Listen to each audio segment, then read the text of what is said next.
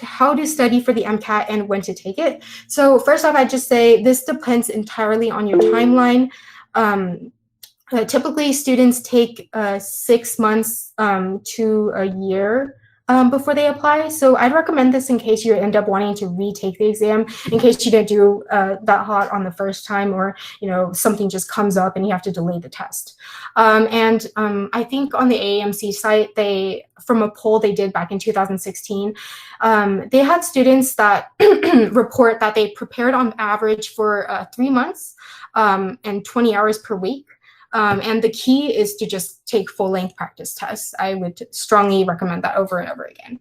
I personally just took, I basically took maybe 2 practice exams per week because I kind of started late, but yeah. Let's see. So I see some questions here. Which sample test sites did you recommend? So I would recommend UWorld. It's an online database of sample questions. There's also a lot of other ones. I think it's there's a lot of information out there on different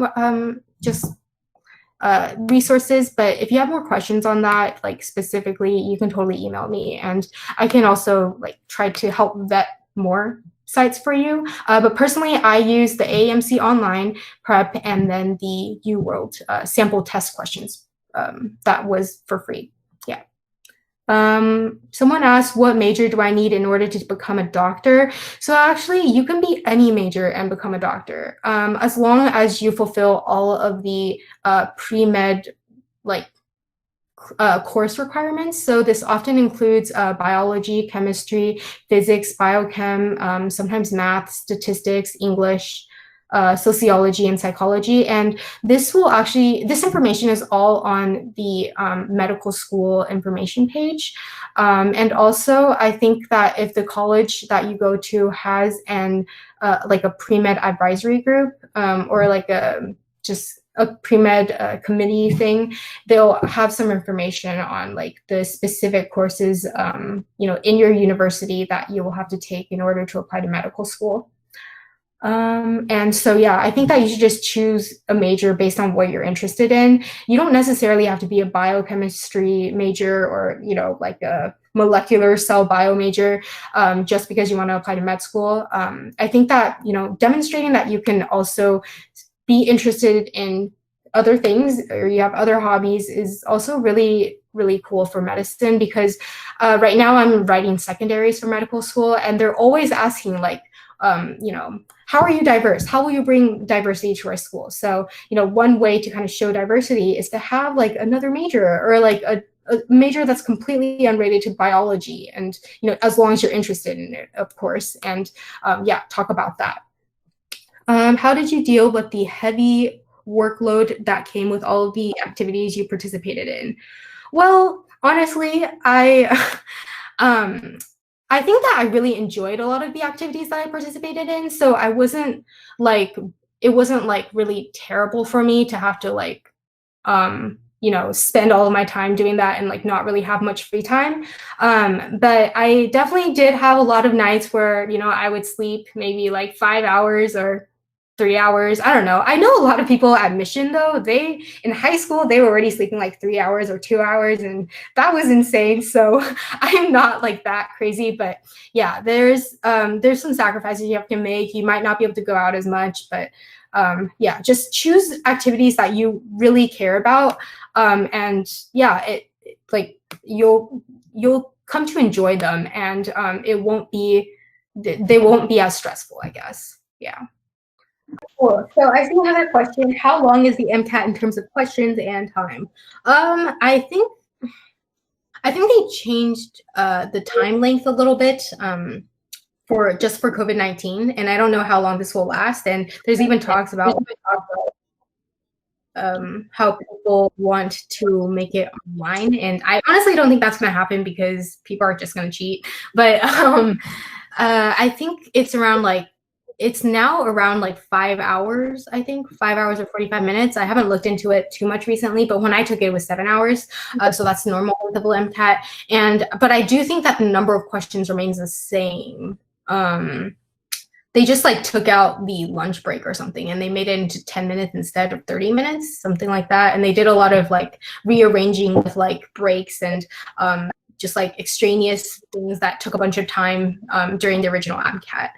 And I think it's around like 200 something questions, 230 questions. Yeah. Let's see. So someone asked which are good Bsmd programs. I think all Bsmd programs are good, honestly. They're all really impressive and very difficult to get into. But if you are, sure that you want to pursue a medical degree in the future, I definitely recommend applying to those. But yeah, they are all pretty difficult to get into. And so apply wide if you're interested in that. And then someone asked, how often did you doubt if you're going into the right career and how did you deal with it? Well, I think that I haven't actually become a physician yet, so I am still on that path. But, sometimes it does get hard, but I don't think I've ever really doubted, like after beginning my interest in medicine during freshman year, with starting with that service trip, I don't think I really changed my mind or anything about pursuing medicine.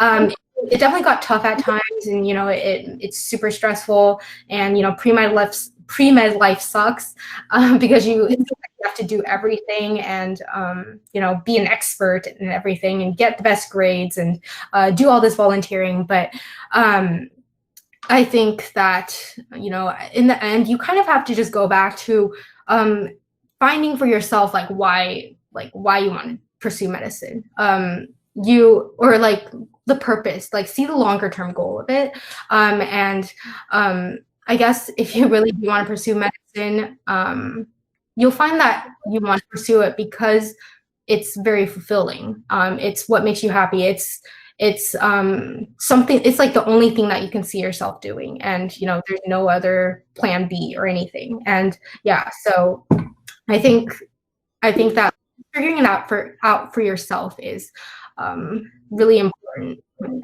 this journey, but it'll be different for everyone. And then someone asked, what do I need to become a neurosurgeon? Well, I don't think I'm the best person to ask that because I'm not a neurosurgeon, but I do know that neurosurgery is one of the most competitive specialties in medicine. So I think that you would have to get very, very high grades, do very well in med school, and really excel and like stand out, in your own way, have a lot of good things to say. I think that to get into competitive specialties, you also do need a lot of research. So just look into starting to do research, and if you don't really like research,